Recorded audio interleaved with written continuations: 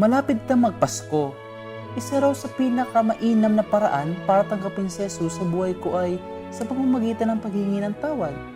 Pero gaano kadali sa aming mga kabataan magpatawad? Sa panahon po natin kasi ngayon, dahil nag-evolve po tayo sa modern technology, nakikita ko po na hindi na ganun masyadong na madaling magpatawad ng mga kabataan ngayon kasi dumadaan sila sa matinding hamon ng buhay. Madali naman po magpatawad dahil kasama po natin ng Panginoon sa ating mga dasal. Opo, madali lang po yun. Kasi depende naman po sa sitwasyon nila yun kung may...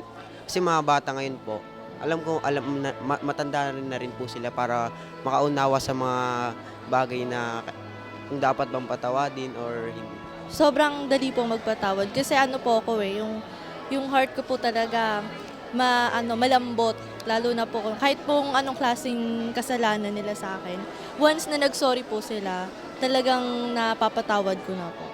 Gaano ba kahirap ang magpapatawad at humingi ng tawad? Paano ba natin makikita ang pagsisisi natin sa Diyos? Ano ang regalo maibibigay natin kay Kristo nitong Pasko? Tulad ng isang pusong nagsisisi. Ako po si Bishop Milo at ang lahat ng ito ay tatalakayin natin dito sa #blessings.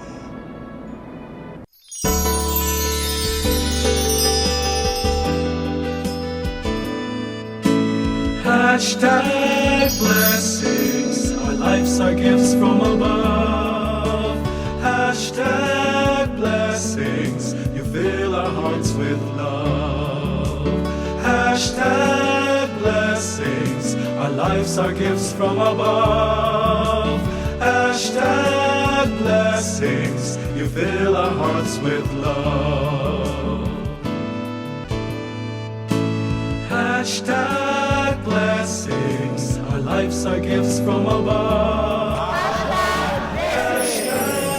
#blessings. You fill our hearts with love. Diyos naming Ama, inihahabilin namin sa iyo ang lahat ng mga kabataang lalaki at babae sa buong mundo, lalong-lalo na ang iyong mga naliligaw ng landas. Kaisa ng kanilang mga suliranin, mga naisin, pangarap sa buhay at pag-asa, lingapin mo sila ng may pagmamahal at gawin silang mga manggagawa para sa kapayapaan at tagapagbuo ng pagmamahal na ang kabihasnan. Tawagin mo sila na tumugon at sumunod kay Jesus na iyong anak. Naway maunawaan nilang magbigay ng buong sarili para sa iyo at sa sangkatauhan. Gawin mo silang magiting, matatag, bigyan ng lakas sa pakikipagtunggali at pagharap sa lahat ng hirap sa buhay. Pakinggan mo kami, Panginoon, sa aming panalangin para sa mga kabataan. Naway samahan sila ng mahal na Birheng Maria, Ina ng Panginoon at ating ina sa panahon ng tukso, at bahagi na nawa niya kami ng lakas ng loob na ibigin ka, o Panginoong aming Diyos. Tulungan mo nawa na maintindihan namin ang pagtawag na ginawa mo sa amin upang iyong tunay na pag-ibig ay dumaloy sa amin. Amen. Ang mabuting balita ng Panginoon ayon kay San Mateo. Papuri sa iyo, Panginoon. Noong panahong iyon, si Juan Bautista ay dumating sa ilang ng Judea at nagsimulang mangaral. Sinabi niya, pagsisihan ninyo talikdan ng inyong mga kasalanan sapagkat malapit na maghari ang Diyos. Si Juan tinutukoy ni Propeta Isaías ang sabihin nito. Ito ang sabi ng isang sumisigaw sa ilang, ihanda ninyong daraanan ng Panginoon, tuwirin ninyo ang kanyang mga landas. Hinabing balahibo ng kamelyo ang damit ni Juan at balat ang kanyang pamigkis. Ang kanya na may pagkaibalang at pulot-pukyutan at pumunta sa kanyang mga taga-Jerusalem, taga-Judea at mga naninirahan sa magkabilang panig ng Jordan. Ipinahayag nila ang kanilang mga kasalanan at sila'y bininyagan ni Juan sa Hilog Jordan. Ngunit, nang makita niya marami sa mga Pariseo at mga Saduceo ang lumapit upang pabinyag, sinabi niya sa kanila, kayong lahi ng mga ulupong, sino ang nagbabala sa inyo upang tumakas sa parusang darating? Ipakilala ninyo sa pamamagitan ng inyong pamumuhay na kayo'y nagsisisi. at huwag ninyong ipangahas na kayo'y anak ni Abraham. Sinasabi ko sa inyo, ang Diyos ay makalilikha ng mga tunay na anak ni Abraham mula sa mga batong ito. Ngayon pa'y nakaamba na ang palakol sa ugat ng punong kahoy. Ang bawat punong kahoy na hindi mabuti ang bunga ay puputulin at ihahagi sa apoy. Binibinyagan ko kayo sa tubig bilang tanda ng pagsisisi ninyo at pagtalikod sa inyong mga kasalanan. Ngunit, ang dumarating sa kasunod ko ang magbibinyag sa inyo sa Espiritu Santo at sa apoy. Siya'y makapangyarihan kaysa sa akin. Hindi ako karapat-dapat kahit tagadala ng kanyang panyapak. Hawak niya ang kanyang kalaykay upang alisin ang dayami.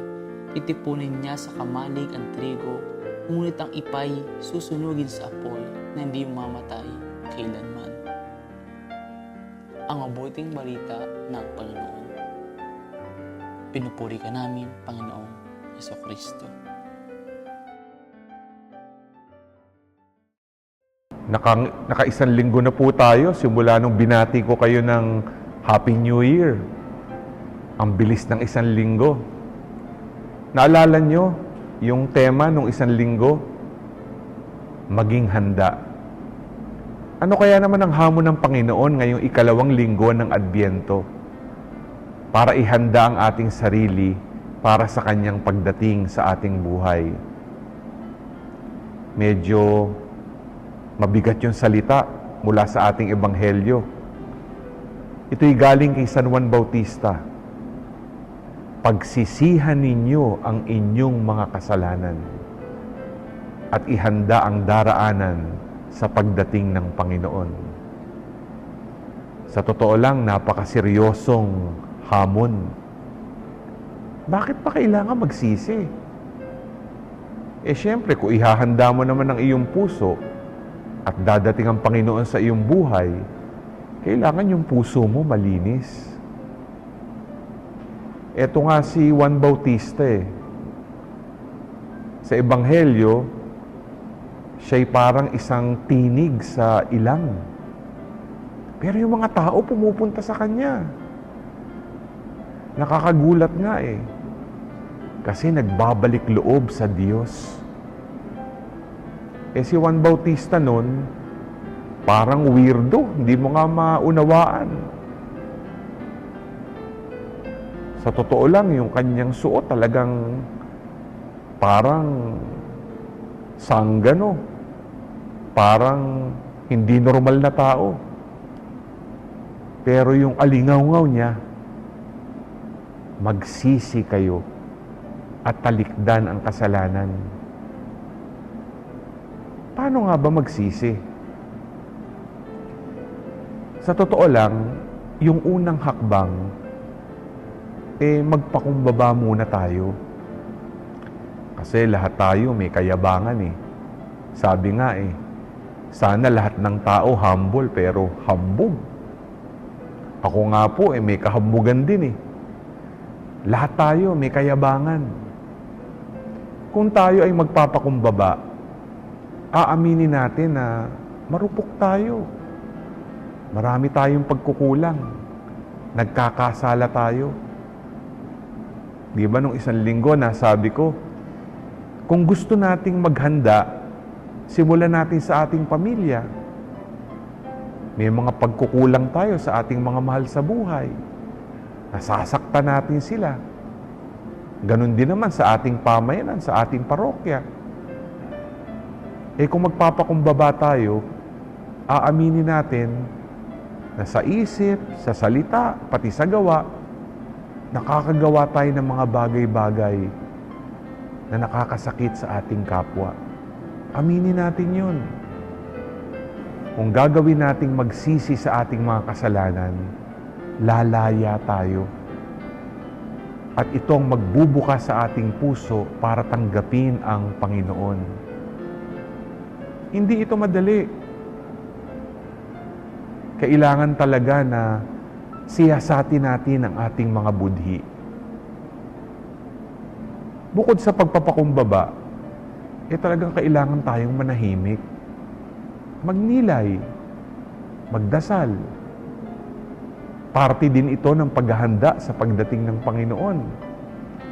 Kasi pag nanahimik ka, mapapakinggan mo yung boses ng Diyos.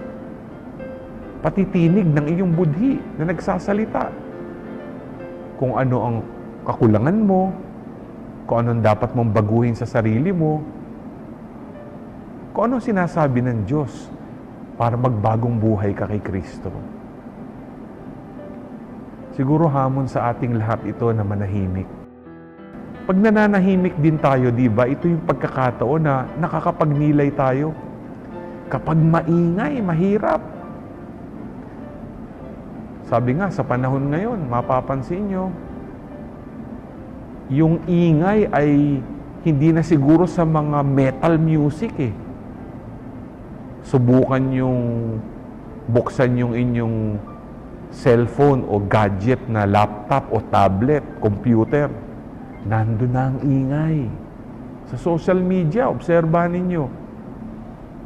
Marami na kayong nakikita, marami pa kayong naririnig na ingay. At kalimitan, yung iba'y taliwas na nga sa utos ng Diyos. Kontra pa sa minimithi ng Diyos. Kaya kung mananahimik tayo at magninilay at haharap tayo sa Santisimo Sakramento, kung magdadasal tayo, ang mapapakinggan natin ay tinig ng Diyos. Si Juan Bautista nga, tinig sa ilang. Yung tinig niya, sabi niya, magsisi kayo. Pero alam nyo, tinig din yun ng Diyos. Parang nagsasalita ang Diyos kay San Juan Bautista, sinasabi niya sa mga tao noon, magsisi kayo para magbalik loob kayo sa akin. Magagawa kaya natin ito? Hindi ito mahirap. Lalo na kung magtitiwala tayo sa grasya ng Diyos. Kung tayo lang, napakahirap magpakumbaba, napakahirap magsisi. Pero kung magdadasal tayo, tutulungan tayo ng Diyos para magsisi at magbagong loob sa Kanya. Maniwala kayo. Ako nga po, naalala ko nung ako ay high school, marami mga pagkakataon, marami din akong kalokohan. Pero dun sa aming paaralan, doon sa Ateneo, bago ka pumasok sa classroom, imposibleng hindi ka dadaan sa aming chapel. Minsan ayoko na nga dumaan, pero mapapadaan ka talaga. Luluhod, magdarasal. Ito yung pagkakataon na namumulatan ako. At nakikita ko, kahit minsan mayabang ako, ang Diyos na mismo ang nagpapaluhod sa akin. At sinasabi sa akin magsisi at bumalik sa Kanya. Kaya mo rin yun. Hingin mo lang ang awa ng Diyos. Blessings, you fill our hearts with love.